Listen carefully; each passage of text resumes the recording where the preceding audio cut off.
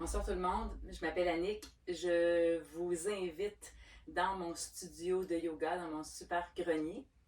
Ce soir, ma capsule porte sur les équilibres. Comment en arriver à bien progresser dans ce type de posture et pourquoi tant de gens ont de la difficulté souvent dans les postures d'équilibre. Il y a trois choses qu'il faut vraiment intégrer. La fondation, le centre du corps, la respiration et je vais rajouter aussi le regard. Alors la première chose à considérer quand on fait des postures d'équilibre, peu importe quelle qu'elle soit, en fait qu'elle soit sur les pieds ou sur les mains, mais là je vais m'en venir à des postures sur les pieds, on veut vraiment visualiser nos deux pieds comme étant deux rectangles. Pensez à soulever les orteils pour faire cet exercice et pour faire cette conscience dans votre tapis. Vous soulevez les orteils, essayez de les écarter l'une de l'autre le plus possible et visualisez toute la surface de votre pied avec quatre coins et bien enraciné. Évidemment, quand on enracine les pieds comme ça, bien, on va venir sentir de l'activité aussi dans nos jambes, un gainage au niveau de l'abdomen, des fesses, au niveau des hanches, et c'est là que le centre entre en jeu, et évidemment aussi l'alignement du corps. Les abdominaux, le dos, on veut engager tout cet espace-là pour permettre au corps de s'allonger et de bien s'aligner. Je vous donne l'exemple simplement de tout déposer le poids dans la jambe gauche, dans le pied gauche. Alors évidemment, on essaie de ne pas s'affaisser simplement dans notre hanche comme ça. On veut engager les abdos et on veut engager la jambe. Vous pouvez tout d'abord faire un exercice juste de soulever votre jambe comme ça et tranquillement, progressivement, vous pourriez soulever votre genou. Un truc aussi qu'on peut avoir, gardez votre pied flex ou votre pied pointe. Vous pouvez faire un exercice et voir la différence entre les deux. On parle aussi beaucoup de la respiration.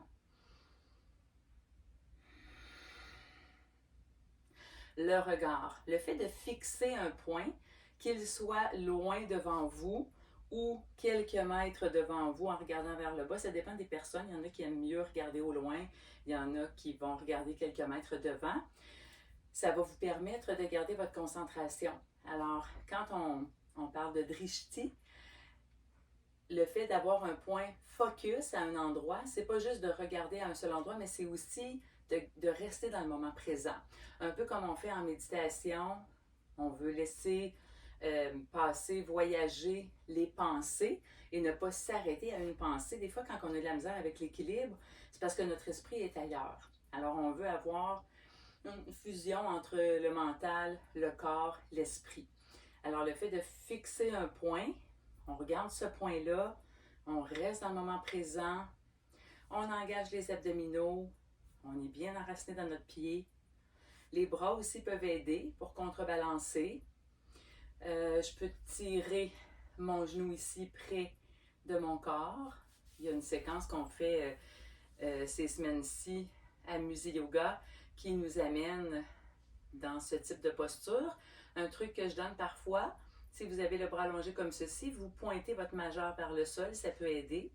Alors quand je fais mes transitions, évidemment quand on progresse, on pourrait déposer notre pied entre chacune des postures, mais si vous voulez progresser sans déposer votre pied, alors ici je m'en viens faire la fleur, j'attrape ma cheville, je vais fléchir mon genou, je vais plonger vers l'avant. Alors même chose, ma fondation, mes abdominaux bien engagés, mon tronc et ma conscience. Toujours au même endroit et je fixe un point. Alors voilà mes chers amis, mes chers yogis, mes chers yoginis, votre fondation, travaillez là-dessus. Faites des petits exercices peut-être à chaque jour de rester quelques secondes. Progressivement, on peut monter.